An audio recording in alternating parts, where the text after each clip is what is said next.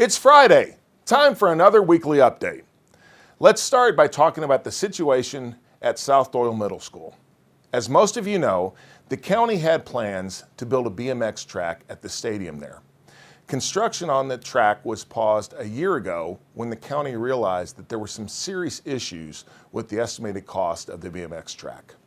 When I came into office in September, I requested a review of the project, including the cost and the potential economic impact. The county requested bids on the project, but there were a couple of issues. First, to comply with BMX requirements, we had to use a BMX-approved vendor.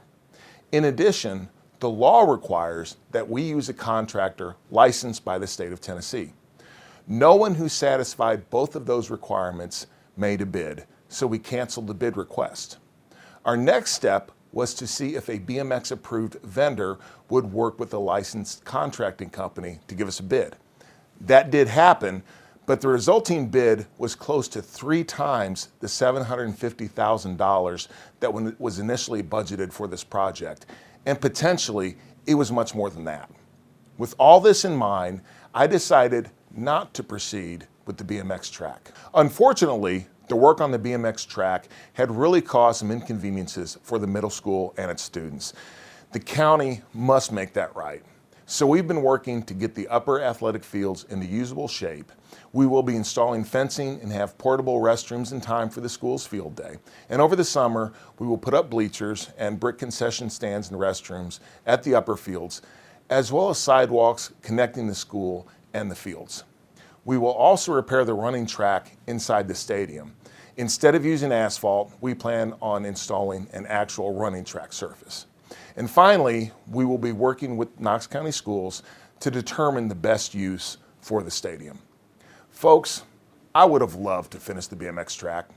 After all, there is nothing more exciting than cutting the ribbon on a completed project. But in my opinion, this was not a wise use of taxpayer dollars, and everyone at the middle school had already been inconvenienced enough. This week I had a great meeting with U.S. Senator Lamar Alexander, who provided a wealth of knowledge from his many years in public office. Thank you very much, Senator. I spoke at the Young Professionals of Knoxville Social. I attended the Chamber of Commerce breakfast with Governor Bill Lee and toured the Provision Cares Proton Therapy Center. And I was in Nashville at the Capitol to testify before the House Finance Committee on pending legislation to allow beer and wine sales for non-sporting events at Thompson Bowling Arena and Neyland Stadium. I told the committee that alcohol sales at these venues would make Knox County more competitive for live events and concerts and result in more direct revenue for the venues as well as indirect revenue for hotels and restaurants. I also helped cut the ribbon at the new Rural Metro Fire Stations, number 36 on Emory Road.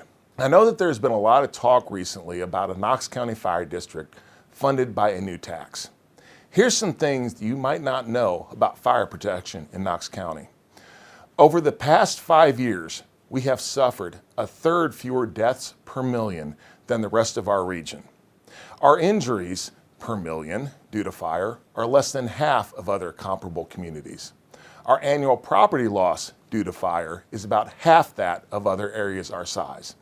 And we pay about 1/3 of what Tennessee's 10 largest communities pay for fire protection. In addition, Rural Metro has been making significant investments in their infrastructure and equipment. And on the county side, we are way ahead of the rest of Tennessee in fire prevention. There are things that we need to do, of course, to improve fire protection even more, most especially increasing Rural Metro subscription participation rate. But I do not and I will not support a fire tax. As I have said before, I get very nervous when government steps in to fix something that isn't really broken. We've seen that happen time and again, and the results are never what they're promised, but the costs are invariably more than advertised. This weekend, Knoxville is hosting the Bassmaster Classic, which features 52 of the world's best bass anglers.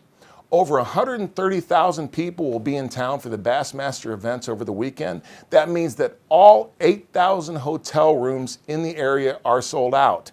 Today, this morning, a record 5,500 people attended the boat launch to start the tournament. Best of all, this event will have an economic impact north of $25 million. I was honored, along with Governor Lee, to cut the ribbon at the Bassmaster Classic Expo at the Convention Center, and I am thrilled to welcome everyone to the weigh-in tomorrow at Thompson-Boling Arena. Big thanks to Kim Bumpus and all the folks at Visit Knoxville who pulled this all together and made this year's Bassmaster Classic in Knoxville an epic event. Speaking of epic, congratulations to my good friend Dean Harned, AP History teacher at Gibbs High School, for being honored as the Outstanding American History Teacher by the Daughters of the American Revolution. That is a #savage level accomplishment, my friend. This week's Eat and Greet was at Sweet Peas Barbecue and Soul House on Maryville Pike. Next week, I'll be at Hard Knox Pizzeria in the Shops at Western Plaza. That's 11:30 on Wednesday. Hope to see everyone there. Until next Friday, everyone have a great and a safe weekend.